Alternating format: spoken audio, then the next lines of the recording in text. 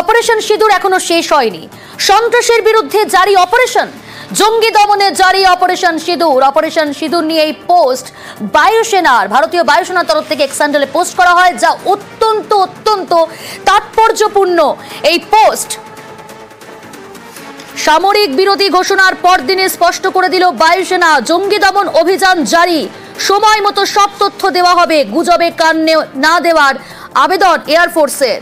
ভারতীয় বায়ুসেনার তরফ থেকে এই এক স্যান্ডেলে পোস্ট করা হয়, যেখানে অপারেশন সিঁদুরের সাফল্য যেমন তুলে ধরা হয়েছে, একই সঙ্গে জানিয়ে দেওয়া হয়েছে সন্ত্রাসের বিরুদ্ধে জারি রয়েছে অপারেশন, কোন রকম গুজবে কান না দেওয়ার পরামর্শ আবেদন করা হয়েছে এই এক স্যান্ডেলে পোস্ট করে ভারতীয় বায়ুসেনার তরফে। আমার সঙ্গে সরাসরি রয়েছে নয়াদিল্লি থেকে প্রতিনিধি আবির। আবির, অত্যন্ত তাৎপর্যপূর্ণ বায়ুসেনার এই তরফ থেকে করা এই পোস্ট, যেখানে বলা হলো যে সন্ত্রাসের বিরুদ্ধে জারি রয়েছে অপারেশন সিঁদুর এখনো শেষ হয়নি।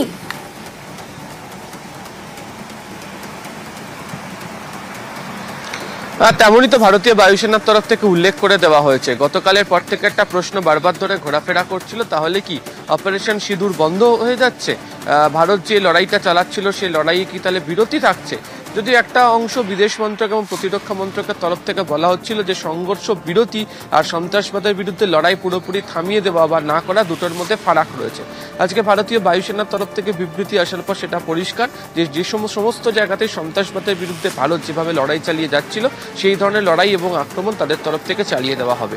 এবং যে সময় ভারতীয় বায়ুসেনার তরফ থেকে এই এক্স হ্যান্ডেলে পোস্ট করে বিবৃতি দেওয়া হয়, ঠিক সেই সময় বায়ুসেনা প্রধান সহ বাকি বাহিনীর প্রধানরা, সিডিএস, এনএসএ, প্রতিরক্ষা মন্ত্রী, বিদেশ মন্ত্রী, তারা প্রত্যেকে 7 নম্বর লোককল্যাণ মার্গে প্রধানমন্ত্রীর বাসভবনের প্রধানমন্ত্রীর সঙ্গে বৈঠক সারছিলেন। এবং তার কিছুক্ষণের মধ্যেই প্রতিরক্ষা মন্ত্রী রাজনাথ সিং তিনি প্রকাশ্যেই বলেছেন যে উড়ি, পুলওয়ামার পর বালাকোটের যে এয়ার স্ট্রাইকের কথা নিশ্চয়ই মনে আছে পাকিস্তানের। এবং বর্তমান সময়ে দাঁড়িয়ে যেভাবে পাকিস্তানে গিয়ে ভারতের তরফ থেকে একাধিক মাল্টিপল স্ট্রাইক, তিনি শব্দটা উল্লেখ করেছেন, করে আসা হয়েছে, সেটাও নিশ্চয়ই তারা ভুলে যাননি। ফলে সন্ত্রাসবাদের বিরুদ্ধে ভারত যে লড়াই করবে এবং জিরো টলারেন্স নীতি গ্রহণ করে যে তারা লড়াই করবে, তারই একটা কার্যত বক্তব্য ভারতীয় বায়ুসেনার এই বিবৃতির মধ্যে দিয়ে রাখা হলো। বেশ,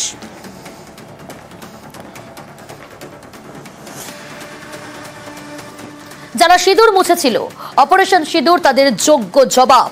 ভারতের হুঙ্কার শুনতে পেয়েছে রাওয়ালপিন্ডিও। সন্ত্রাসের বিরুদ্ধে কড়া বার্তা প্রতিরক্ষা মন্ত্রী রাজনাথ সিং এর।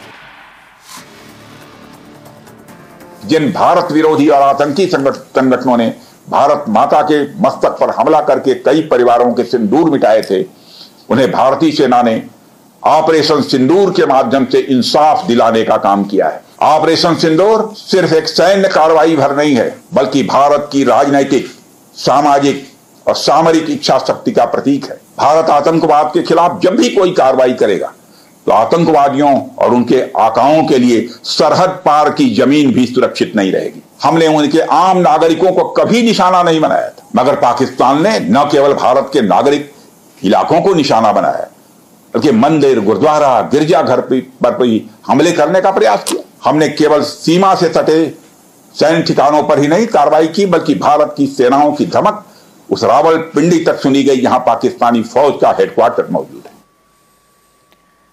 সন্ত্রাসের বিরুদ্ধে জারি রয়েছে অপারেশন, জিরো টলারেন্স, হুঁশিয়ারি প্রতিরক্ষা মন্ত্রী।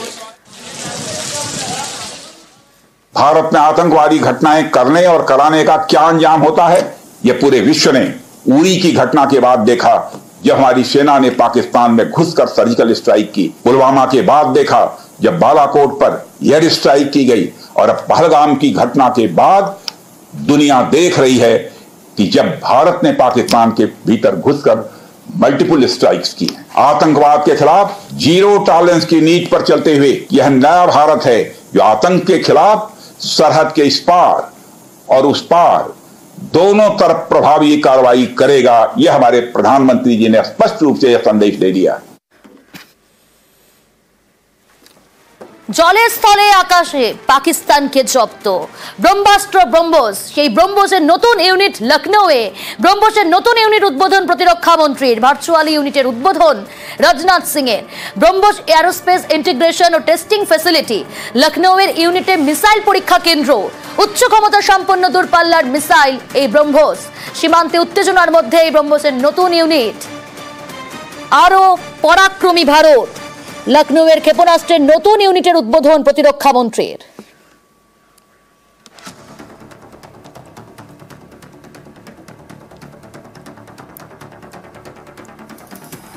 ब्रह्मोस दुनिया के सबसे तेज सुपरसोनिक क्रूज मिसाइल्स में से एक है। ब्रह्मोस सिर्फ एक हथियार नहीं है, बल्कि यह अपने आप में एक मैसेज है। मैसेज हमारी आर्म्ड फोर्सेस के स्ट्रेंथ का है। मैसेज दुश्मन के प्रति हमारी डेटरेंस का है, प्रतिरोधक क्षमता का है। मैसेज हमारी बॉर्डर्स की सेफ गार्डिंग के हमारी प्रतिबद्धता का है। आज ही के दिन 1998 में श्रद्धेय अटल बिहारी वाजपेयी जी के नेतृत्व में हमारे वैज्ञानिकों ने पोखरण में परमाणु परीक्षण करके दुनिया को भारत की ताकत दिखाई थी। मिसाइल मैन और हमारे पूर्व राष्ट्रपति डॉक्टर एपीजे अब्दुल कलाम ने यह कहा भी था कि unless India stands up to the world, no one will respect us in this world. दुनिया कमजोरों का नहीं बल्कि शक्तिशाली का सम्मान करती है। जब तक कोई देश ताकतवर नहीं होगा, दुनिया उसका सम्मान नहीं करेगी। অপারেশন সিঁদুরে ব্রহ্মোস ব্যবহার। জলে স্থলে আকাশে পাকিস্তানকে জব্দ। পাকিস্তানকে ঘায়েল করতে এই ব্রহ্মোসকে ব্যবহার করা হবে।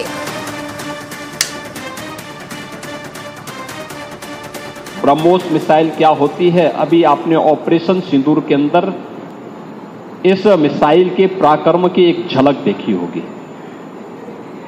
और नहीं देखी होगी तो कम से कम पाकिस्तान वालों से पूछ लेना चाहिए कि ब्रह्मोस मिसाइल की ताकत क्या है। आतंकवाद को जब तक हम पूरी तरह कुचलेंगे नहीं, तब तक समस्या का समाधान होगा भी नहीं। अब समय आ गया है जब इसको कुचलने के लिए, उसको उसकी भाषा में जवाब देने के लिए तैयार होगा। और इस दिशा में भारत ने ऑपरेशन सिंदूर के माध्यम से दुनिया को एक संदेश दे दिया है। গতকাল বিকেল 5টায় সামরিক বিরতি ঘোষণা। আর এই সামরিক বিরতি ঘোষণার পরেও আমরা দেখলাম 3 ঘন্টার মধ্যে সেই সামরিক বিরতি লঙ্ঘন করলো পাকিস্তান। আগামীকাল 43 ঘন্টা পর আগামীকাল দুপুর 12টায় অত্যন্ত গুরুত্বপূর্ণ যে বৈঠক, ভারত পাক বৈঠক, সেই বৈঠকের আগেই ঘুঁটি সাজানো শুরু ভারতের। ফের প্রধানমন্ত্রীর বাসভবনে বৈঠক, ফের 3 বাহিনীর সঙ্গে বৈঠক নরেন্দ্র মোদীর, স্থল বায়ু নৌসেনা প্রধানের সঙ্গে বৈঠক প্রধানমন্ত্রীর। বৈঠকে সিডিএস অনিল চৌহান, বৈঠকে জাতীয় নিরাপত্তা উপদেষ্টা অজিত ডোভাল।